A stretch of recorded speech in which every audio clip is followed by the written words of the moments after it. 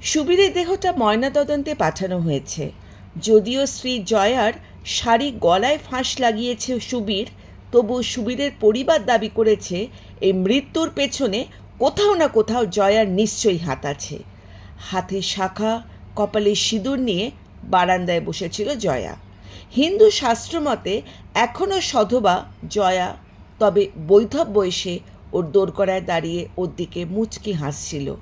পাড়া প্রতিবেশীদের ভিড়ে বাড়ি থই থই করছে। গল্পের সঙ্গে চায়ের আড্ডায় বন্ধুরা, আমি ইন্দ্রাণী। আজকের গল্প ময়না তদন্ত।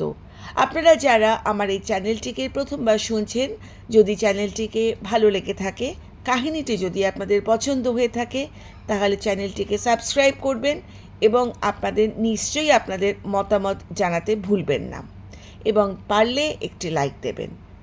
শুরু করছি আজকের গল্প ময়না তদন্ত। শুনতে থাকুন। সুবীরের মা জয়ার দিকে তাকিয়ে কপাল চাপড়াতে চাপড়াতে বলছিল, এই রাক্ষসীটাই খেলো আমার ছেলেকে। কতবার বারণ করেছিলাম এই রাক্ষসীটাকে বিয়ে না করতে, তা তো সে শুনলই না আমার কথা। মরণ ডেকেছিল তো, তার ওই রূপে মজে গিয়ে বিয়েটা করলো। 6 মাস যেতে না যেতেই মরলো আমার ছেলেটা। তোর তোর তোর মরণ হলো না কেন রে শয়তানি? বাজারে মেয়ে মানুষ একটা, তোর চরিত্রে ঠিক ছিল না বলেই লজ্জায় আমার ছেলেটা গলায় দড়ি দিল। পাড়ার লোকজন সুবীরের মাকে সান্ত্বনা দিতে দিতে বলল, শান্ত হন, ও যদি পাপ করে থাকে তাহলে ভগবান ঠিক ও শাস্তি দেবে। গালে হাত দিয়ে চুপচাপ বসেছিল জয়া। ওদের কথাগুলো কানে ঢুকেও কোথাও যেন হারিয়ে যাচ্ছিল। পুলিশ ইন্সপেক্টর শাশ্বত জয়াকে বলে গেছে, বাড়ির লোকেদের সন্দেহের ওপর ভিত্তি করে যে কোনো মুহূর্তেই গ্রেফতার হতে পারে জয়া।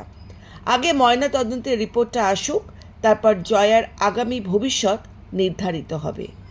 সকাল থেকে পেটে কিছুই পড়েনি জয়ার। ঘুম ভেঙে উঠে চোখ খুলে দেখে সুবীরের সিলিং ফ্যানে দেহটা ঝুলতে। ওই দৃশ্য দেখার পরে আর খিদে তেষ্টা কিছুই পায়নি। তবে এখন হঠাৎ করেই গলাটা কেমন যেন শুকিয়ে আসছে, একটু জল খেতে পারলে যেন বেঁচে যেত। বারান্দা থেকে উঠে রান্নাঘরে গিয়ে জলের বোতলের দিকে হাত বাড়াতেই সুবীরের বোন তেড়ে এলো। খবরদার বললাম, একদম কোনো কিছুতে হাত দেবে না। দাদা মরেছে আর খিদেতে তোমার জিভ একেবারে লক লক করছে, তাই না? জয়া চাপা গলায় বলল, শুধু একটু জল খাবো। জয়ার হাতের নাগাল থেকে জলের বোতলটা সরিয়ে নিয়ে সুবীরের বোন বলল, খেতে দেব না তোকে, যা পরিশ করে নে। অগত্যা আবার বারান্দায় গিয়ে বসল জয়া। মুখে জমে থাকা থুতুগুলো গিলে তেষ্টা মেটাবার চেষ্টা করছিল। সুবীরের বোন পেছন থেকে দাঁড়িয়ে বলল, তোর মতো নষ্ট মেয়ে মানুষকে না আমরা ঘরে রাখবো না, এই বলে দিলাম। যার পেটে বাচ্চা নিয়ে ঘুরছিস সোজা তার কাছে পাঠিয়ে দেব, আর তোর মুখও আমরা দেখব না।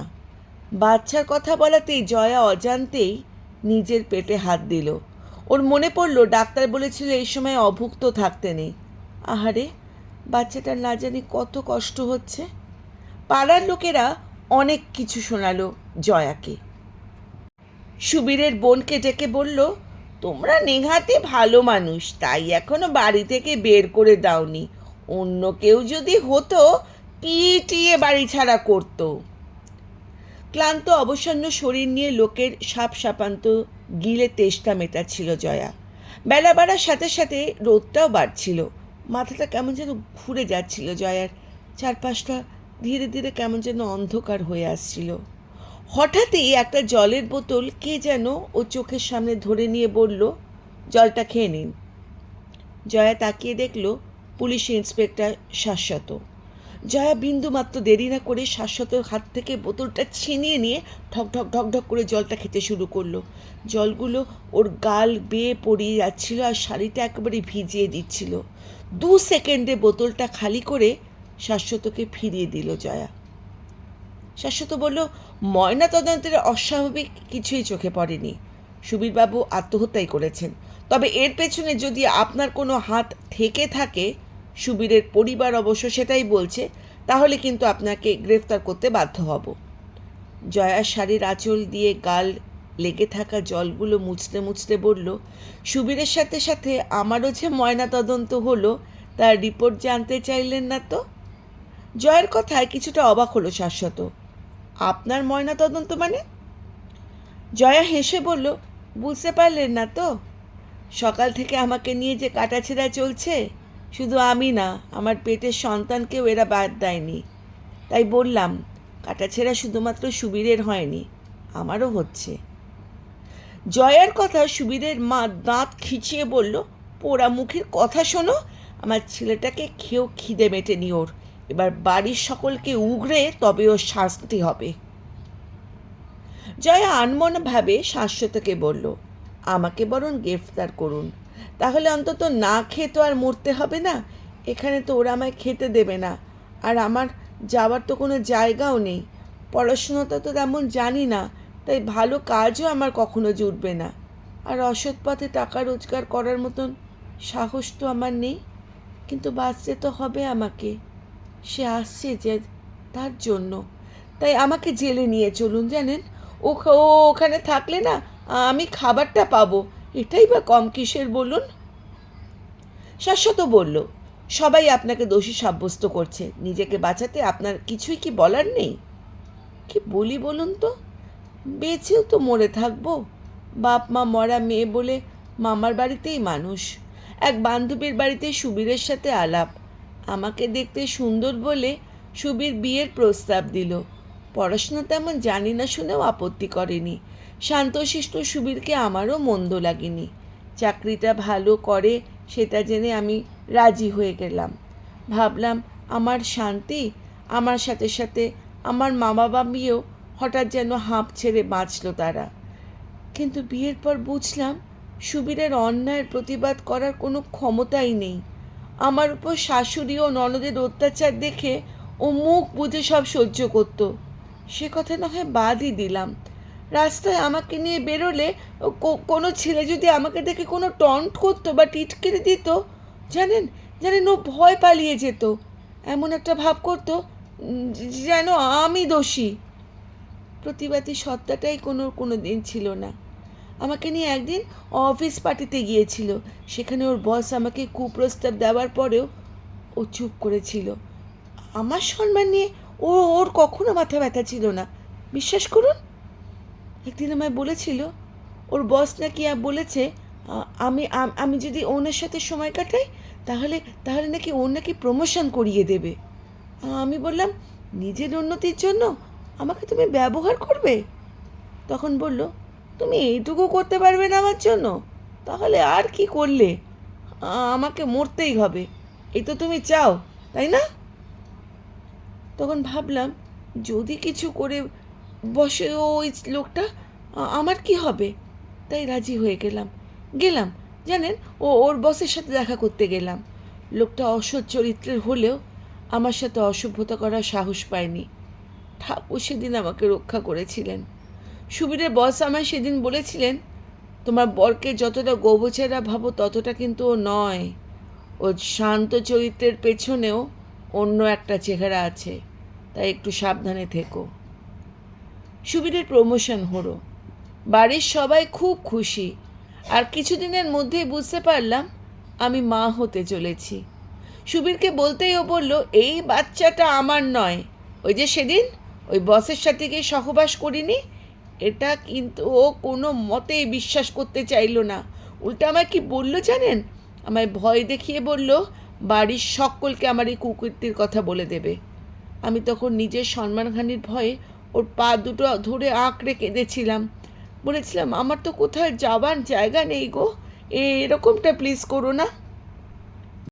তখন তখন ওকে বলেছিল জানেন, বলেছিল ঠিক আছে বলবো না, কিন্তু একটা শর্তে, আমার ওপরতলার অন্য এক বসের কাছে আমায় যেতে হবে, তাহলে নাকি ওর মালয়েশিয়া যাওয়া কেউ আটকাতে পারবে না। তখন বুঝলাম আমি কাকে বিয়ে করেছি। কিন্তু সবাই তো আমার আগের লোকটার মতন আমাকেও অক্ষত ছেড়ে দেবে না। শঙ্কিত হয়ে উঠলাম নিজেকে নিয়ে। তাও বুকে সাহস নিয়ে বললাম, আমি কোনো নোংরা কাজ করব না, যা পারো তুমি করে নাও। ব্যাস, আর যাই কোথায়। জানেন, বাড়ির সবাইকে বলে দিল আমার চরিত্রের ঠিক নেই, সেদিন থেকে ভালো মন্দ খাওয়া বন্ধ হয়ে গেল আমার। দুমুঠো ভাত ডালের সাথে গালাগালি জুটত প্রচুর, তাও মুখ বুজে খেয়ে নিতাম। বাচ্চাটাকে তো বাঁচাতে হবে। কাল রাতে বিছানায় শুতে গিয়ে দেখি সুবীর আমার একটা শাড়ি গলায় পেঁচিয়ে মরে যাবে বলে আমাকে ভয় দেখাচ্ছে। এগুলো আগে দেখে ভয় পেতাম, কিন্তু পরে সয়ে গিয়েছিল। বুঝতে পারছিলাম ওর দেওয়ালে পিঠ ঠেকে গেছে। আমায় সিঁড়ি বানিয়ে ওপরে উঠবে ও ঠিক করেছিল। সেই গুড়ে বালি বুঝে ইমোশনালি ব্ল্যাকমেল করার চেষ্টা করছিল আমায়। আমি কোনো কথার উত্তর না দিয়ে বারান্দায় গিয়ে শুয়ে পড়েছিলাম।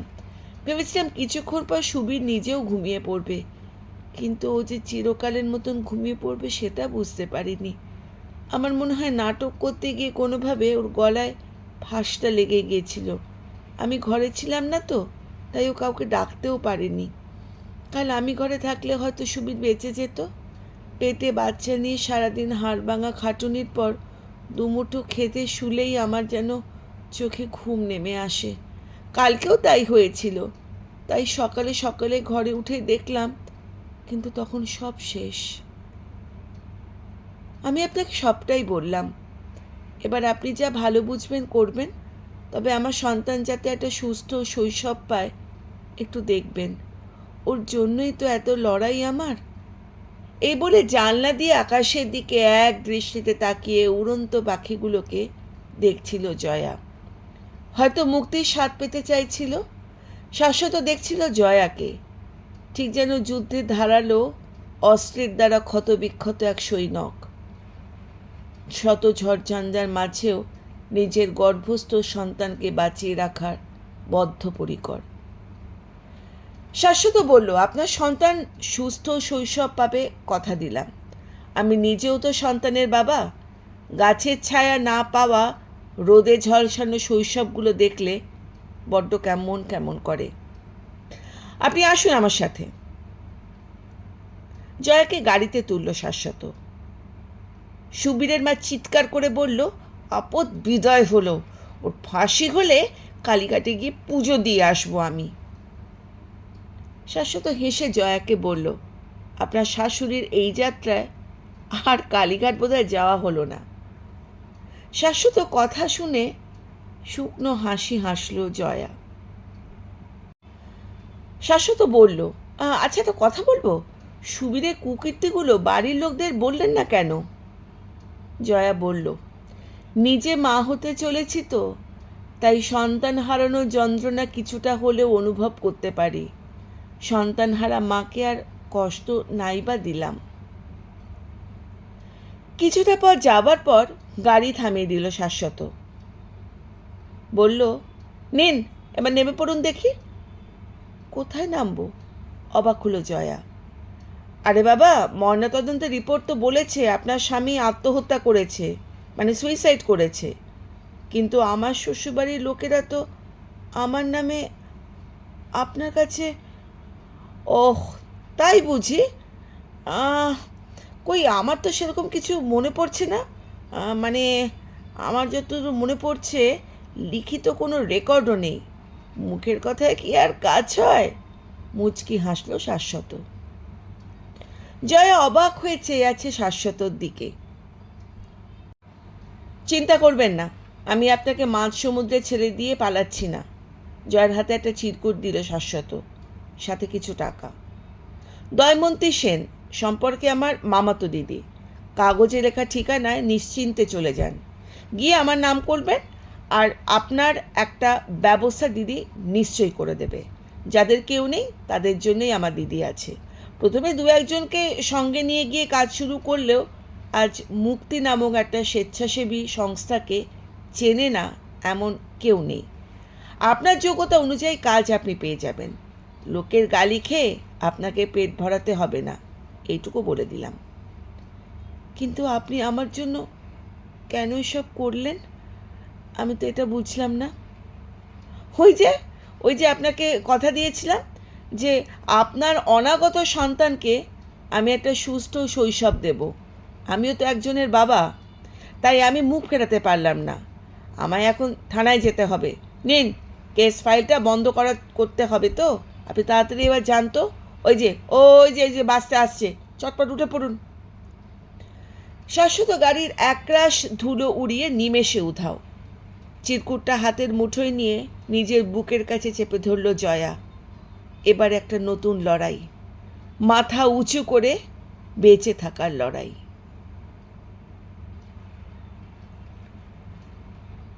বন্ধুরা, গল্পটা শেষ হলো। ময়নাতদন্ত আপনাদের কেমন লাগলো নিশ্চয়ই আপনারা আপনাদের মতামত জানাবেন, এবং চ্যানেলটি যদি আপনাদের বা কাহিনীটি যদি আপনাদের ভালো লেগে থাকে সাবস্ক্রাইব করুন। নতুন গল্প, আরও নতুন স্বাদের, ভিন্ন স্বাদের গল্প আপনারা নিত্য নতুন শুনতে পারবেন। সঙ্গে থাকুন, সাথে থাকুন। ধন্যবাদ।